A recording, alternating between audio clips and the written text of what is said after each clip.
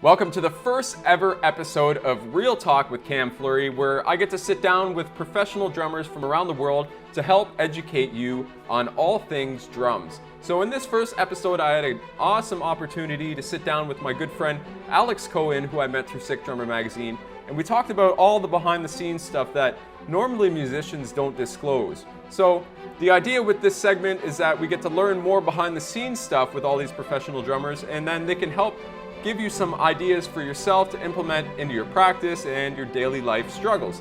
So without further ado, this is my interview with Alex Cohen.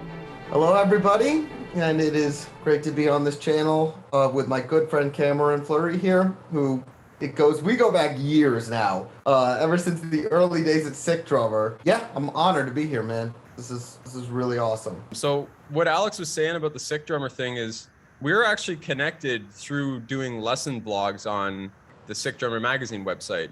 So that's how we connected. And long story short, here we are again today connecting. And it's funny how music brings us all together, and drums are a really small community. So if you make those connections with other drummers, it's important to keep them because there's a lot of good people out there, despite what the internet says. We are a family. We are. We really are. We really want to dig in deep to Alex's mentality and his approach to drum set and rhythm, because it's really interesting how he's able to split exercises between his limbs and how he's able to play things that are nonetheless inhumanly impossible to play. Okay, so my first question, Alex, is for any drummer watching this, what is one of your biggest tips for somebody who struggles to progress on the drum set? Get ready for this one. Two things.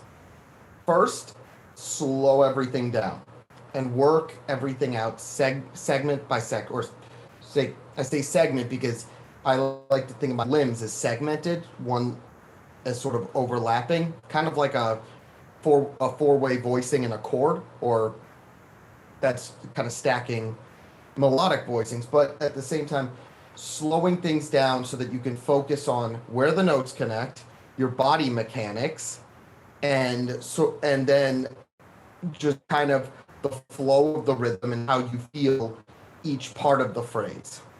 And I feel like they're also, this is a huge one for me, and I take a lot of flack for it, but I'll stand by it. Playing a left-handed kit and playing open-handed. I find a lot of people really struggle with their weaker side, and that holds them back a lot. And if you play a left-handed kit and play open-handed, we're subsequently working on your weaker limbs, your balance, new ideas with phrasing, tightening up your timing. You're tackling so many things at once. So I like feeling like I'm very productive when I'm practicing, and I've distinctively noticed that when I do work on open-handed playing and left-handed playing, that I improve a lot, and I've noticed my improvement has become a lot faster as I focused on my weaker limbs, which I've realized were really holding me back.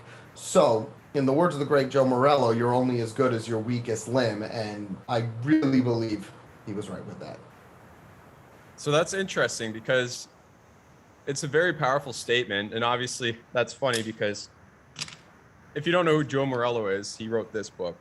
So if you don't have it, then I highly suggest picking it up. But what's interesting is that Alex has gone like way deeper than just scratching the surface of reiterating words that Joe Morello said. So it's really interesting because you not only just practice your weak limb, but you lead with your weak limb, and you come up with patterns based on a weakness. So I think if there's anything to be said about that is that, you know, if you struggle or you have a weakness, then focus on that, and that might become your strength. So that's pretty interesting. A huge part of it too, and I feel a lot of drummers, when they say they practice, they go in and they play what they know. They play phrases that they're already good at, and they sort of just jam out on ideas. That's not practicing. Real practice, you should not sound good. You need to sound like you can't play. You are struggling. You are working something out. You are sounding like an amateur a lot of the time, because that is how you're improving. When you don't sound good, when you are strengthening a weak point in your own playing and addressing that. So I'm a big proponent of real dedicated practice like that. That's really good advice, Alex. And that book that I showed you it goes way back, but that leads me to a segue about Alex's literature and his educational books that he's actually released with Hudson Music. And if you're not aware of that, I'm going to put those down in the description below. But before we get further into that, can you tell us more about your books and the premise and the ideas and the conceptualization you use behind the education that you wrote in it? Okay, so there's several facets to this. The first was I believed when I first worked on Margot Miniman and Thomas Lang's books, I did not like that they threw you right into it. The exercises I felt were tremendously difficult and could be very discouraging. So I put a disclaimer in my book where I said, I believe you need to do these books before doing mine. That way I felt that if you did those books, Advanced Techniques for the Modern Drummer, the John Riley books, New Breed, Four-Way Coordination, Future Sounds, when you did those books, you could learn my material better. So that was one thing, and I really emphasized that I did not want people feeling discouraged. The second thing that I emphasized was the ability for your feet to start to play like your hands. Not just doubles, not just singles. We are talking rudiments, flams, even threes. And I've been working on those a lot myself. Another thing that I wanted to do, like, people usually associate this stuff with just being exercise driven, and it has no real value musically, but I wanted to show that it actually could have a value musically. So a thing that I had in the book was called keeping the backbeat, and it's where one hand keeps a 2 and 4, and then the other limb solo around that 2 and 4. So you're keeping it almost in a groove, and it's like you're improvising with your limbs with just a different kind of flow, and that your feet are interacting with your hands in ways that you normally don't think about. So that's why that was a huge part of it too. Musical applications for this stuff. And then another part was micro timing and development of your weaker side. I believe that timing, especially micro timing, is such an important foundation of drumming. And I think that the stronger your time is, the better your command of this material will be. Because if you can think, the way that I always view it is, it's like an abacus or a grid. If you're really locked onto that grid and can really see how the rhythms and feel them, how they're falling into place within those rates or spaces, then you're that much stronger when it comes to developing this material. Timing and development of the weak side was a huge part of it. Another thing for me was movement, and specifically focusing on your body mechanics as far as movement from your core, from your elbow, kind of, being graceful within your movements is what Yoni Madar talks about too. So those were big components of my book and my approach to the education of it. That's interesting. Maybe I need to go through that again, because there's, like, if you guys watch his videos, your mind's gonna be blown. So Alex is actually working on a second book, and he told me the idea. The idea is actually incredible. So if you're not a drummer, you're gonna be like, well, what is that? That's robotic. How does he do that? How does he separate his hands from his feet and his feet from his feet and kind of make like a quadrant out of his whole core to make himself play 4 different tempos or 4 different rhythms at a time? So Alex, if you could just talk about where you're going with that, maybe an expected release date, and again, the ideas behind it and how it's actually going to help a drummer. Mainly the idea behind it was, as my hands and feet became more proficient and my feet could really start to solo like my hands, I became fascinated with the idea of playing modern classical pieces in my hands and my feet. Then the idea of taking the modern classical pieces and layering them. So your feet and your hands are essentially playing pieces of that complexity. And so that's really the goal of the book, is now we're taking that layering independence up just to a complete other level. And it's this is my project, and I've been working on it while COVID was happening. I put a lot of effort into this.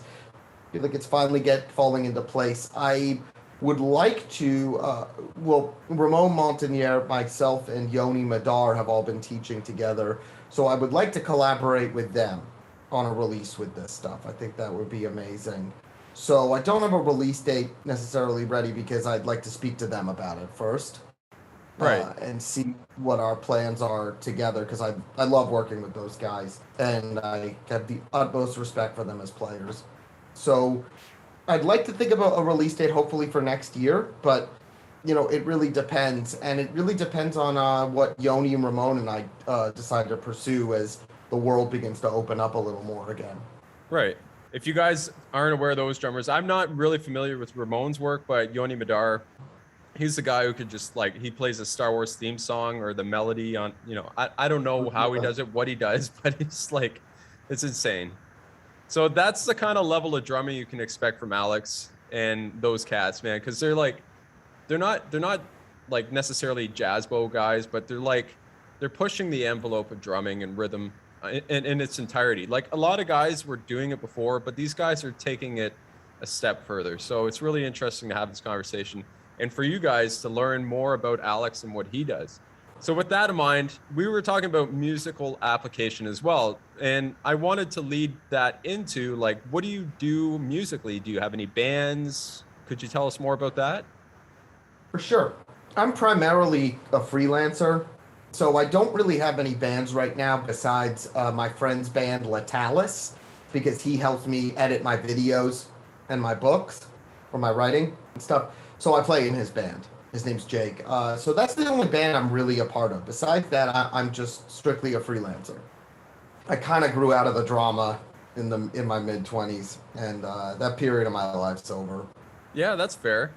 So you've obviously, as a freelance drummer, how do you even get into that position? Do you find that after playing for one group that it's just a word of mouth kind of thing, or is there any tips or suggestions you give to a drummer watching this that wants to play into a band, how they can approach doing that? So for me, obviously the Malignancy gig helped a lot because that was just following in Mike Heller's footsteps once he went to go to Fear Factory was a good piece of prestige. But social media, this, Cam, that game is, when you play it right, you do really well.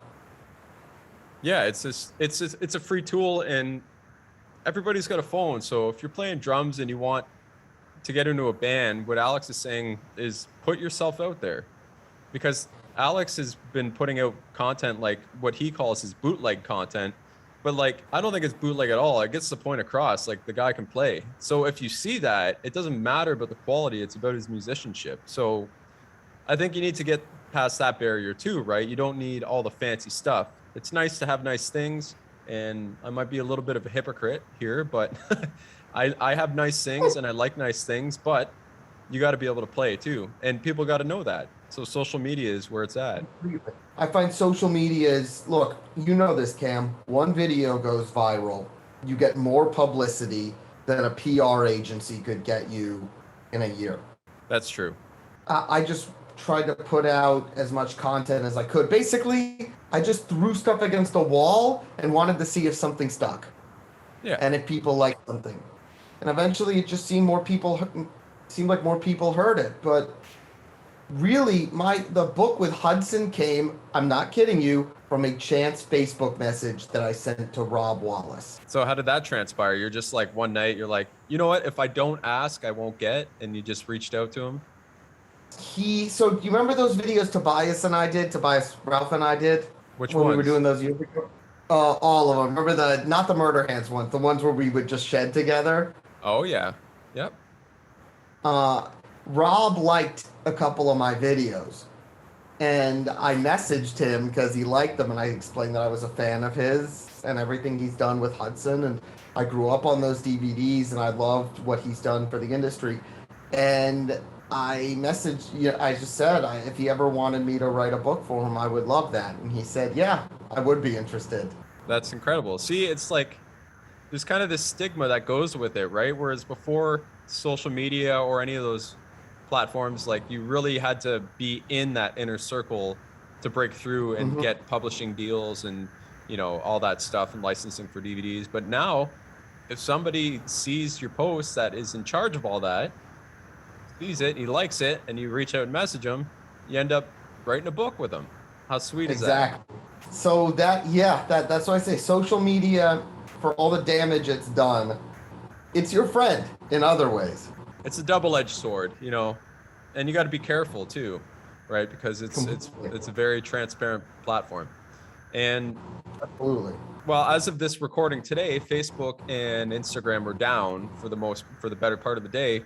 And then I started getting an influx of emails from all these like market business developers and stuff like that. And they're like, see what happens when social media is down. And so it's interesting though. So you gotta use social media, but you also have to remember too, that if anything were to ever happen to these platforms, that you need to own some media too. So if you start to build a following and you start to get some traction that way, it's important, like what Alex has done. He's got physical copies of a book. He's got, connections through Hudson as well. So there's a lot of different avenues you can take if social media didn't exist. He was already out there doing the legwork. He was out there talking to people. He was out there performing, shaking hands, making nice, going out for dinners and stuff. And I think because of social media now, it's kind of shifted a little bit, but those things still exist, right? Business is built on relationships too.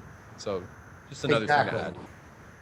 And it's cool because, like, hey, we met through social media. And then we connected. I connected with Samantha Landa through social media. All of us met through that.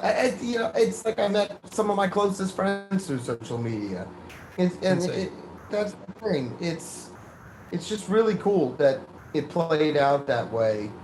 And the way that I like to view it is, what do you do different that somebody else does not do? Why would someone want to listen to your playing over somebody else's? And what makes your voice unique? Figure that out, put it out there. Or if you feel like you were bringing something special to the table, or that you're ready to try and take things, or just you want to just see how things are, how people respond to your material or anything like that, put it out there.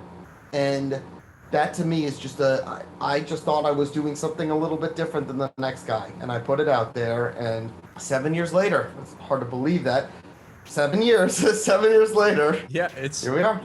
And it's funny because like it's the whole overnight success thing. It's just that it's complete wash. It's non-existent. I mean, there are a few like rare cases that it's happened, but overnight success is not a real thing. It's like a lot of people work hard towards putting out all this content and stuff, and then all of a sudden something magical happens and it just explodes, and then now you see this person and you're like, oh, where'd they come from? It's like success happened overnight, right? Which is not the case, because they've been working hard for a long time. So if you are going to put stuff out on social media, on YouTube, Facebook, Instagram, whatever your means or whatever platform you want to use, just remember that it's going to take a while, And I think it's great because you got to remember most of the joy comes out of the journey. So once you do start to garner some success, you start to feel better about yourself and actually realize what you're doing is paying off, right? You might not see it for a while, but if you keep at it, it'll happen. It took me a long time. So yeah, it's a lot of laughter, tears, heartbreak, love, anger, everything, every emotion you can think of. But that was part of it, and I feel like that was part of what shaped my approach to the instrument and my voice on how I approached music and how I approached the material that I was writing and sort of my vision for it. So you're right. The journey is a big part, and I can hear someone who's paid their dues and has worked hard and really fought for what they have. And I can really hear that in a person's playing. All right, so we're saying it's going to take like a long time for you to see any kind of traction, or if you want to get seen online, it's going to take quite a bit of work and effort. And that itself is a struggle. So my question to you, Alex, is what processes did you take to help not necessarily eliminate struggle, but to kind of suppress them? And, how did you cope with them? Not in the best ways. I used to have a much bigger problem with this than I do now. So there was, well, my dad passed away 5 years ago. So there was that. There was just a lot of, I had a relationship with someone who was a wonderful person, but was deeply troubled. And I, all of that sort of contributed that the way I was overcoming my personal struggles and the fact that I wasn't happy with my career, didn't really feel like I was going anywhere in life. All of that, all of my personal struggles would really practice became my way of kind of escape. And how I consistently maintained a sort of anchor was practicing stuff and putting out Facebook videos to see if people liked them. Yeah. And that sort of was what got me through that time period. So a lot of it was that working on that stuff was sort of my escape. And yeah, I mean, I suffered a mental breakdown while working on the Marco Miniman book because the book was so damn hard. But I think there were several other factors contributing to that. But yeah, the struggles kind of intertwined, and the development of this material and my kind of quest for improvement really, they really sort of became one in the sense that writing this stuff, learning this stuff was what made me feel better about myself, which in turn helped counteract the fact that I did not feel good about myself at all at the time. And so it all sort of became one thing, if you get what I mean. Yeah, because did you find that there was a shift from, going from drinking a little more than casual than not, compared to the amount of time you were practicing on drums? Did you notice that, like, the more you played the drums, the less you found yourself indulging? No, actually, the more I played the drums, the more I drank. I was trying to be positive. I'm just being real here. Maybe this is the autism spectrum in me talking right now. But no, for me, it got the worst when when I was writing the book, and the reason was I was just putting everything I had into it, and I was pushing myself physically and mentally to the utmost limits that I had. So that was it, and I hadn't really dealt with my dad's death at the time or the relationship that fell apart, and so it just was, it was a bad time period. And I was just writing this book that was like all I cared about at the expense of a lot of other things, and then I just, I wasn't really caring about myself. Yeah, that's important too. It's like, It is. yeah, it's, I don't know. I guess in like deep down, like subconsciously, it is somewhat of a coping mechanism, like, through music and through art. It could have been, I'm sure it could have been much worse had you not had that outlet. Yeah. Honestly, I don't even know if I would be here if I didn't have that outlet. It got really bad. Yeah. I just didn't like. I'd had a very rough childhood, and I really did not have a good experience in college, in jazz education. Uh, yeah, I just never really felt like anybody really liked what I did, music wise. I just never really felt that people enjoyed it or appreciated it or really wanted much to do with it. And so, yeah, it took a long time for me to finally realize, okay, now I'm at a point where I can see that people like what I'm doing and seem to accept it.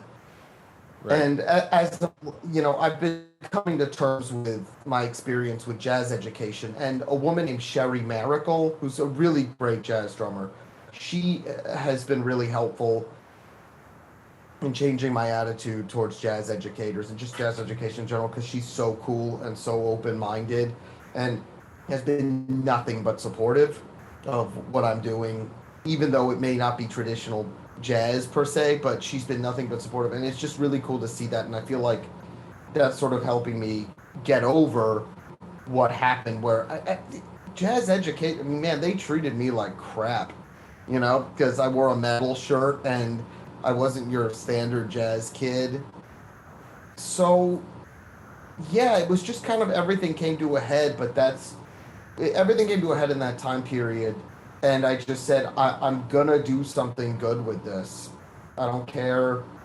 Maybe it's not good right now, but I will get somewhere with this. And that's a good attitude to have. It's like if you go back on anybody's channel or any of their pieces of content, you'll see the progression.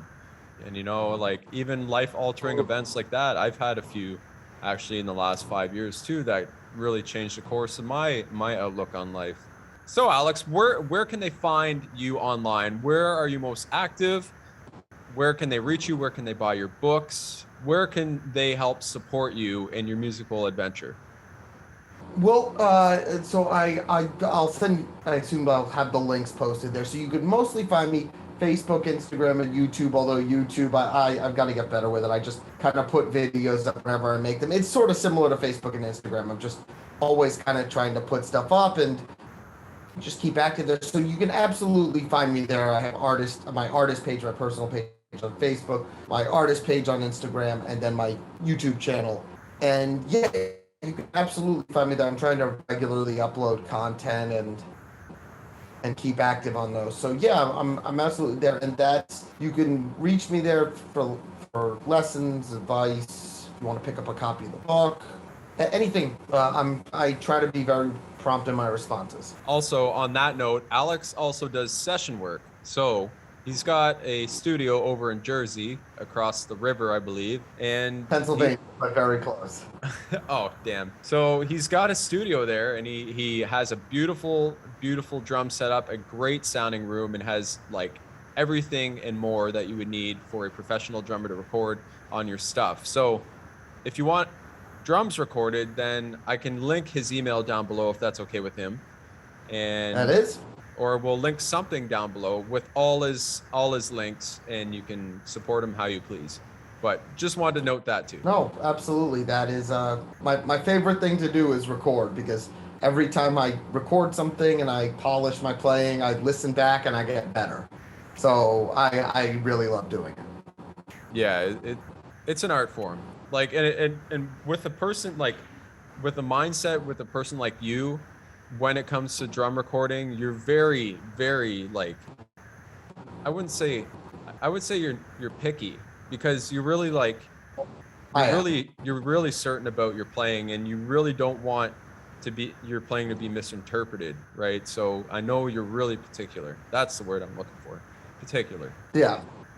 I definitely am, and I try and knock things out in one take or close to one take, because I like really refining my playing every time I record, and really trying to make myself better. Whenever I record, I try and improve something about my playing.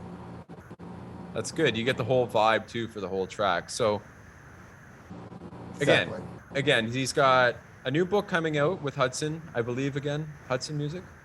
Yeah, hopefully, let's see what happens. But again, I just want to talk to.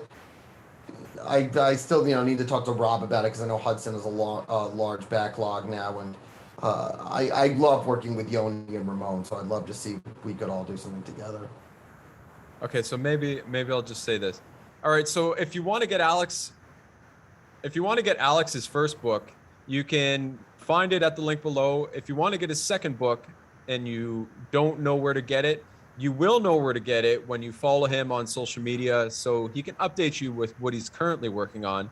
And I really want to thank you, Alex, for taking the time out of your busy life, for having a nice glass of red wine with me while I drank my nice sugar-free soda. And it was really good to connect on here. And I really hope you learned a lot from Alex, because he really has a lot to learn. Wait, let me re-say that. That wasn't what I meant to say. And I hope you learned something, because Alex has a lot to teach. And Alex has been through a lot of different scenarios as a drummer. He's done the jazz school thing. He's done the international touring as a metal drummer. He does the session stuff. He does it all. So if there's anybody you need to reach out to for advice, Alex is the man. So thanks again, Alex, for taking your time to answer some questions and hopefully get to know this audience a little better. Thank you for having me, Cam. Always wonderful to talk to you. Hey, no worries, man.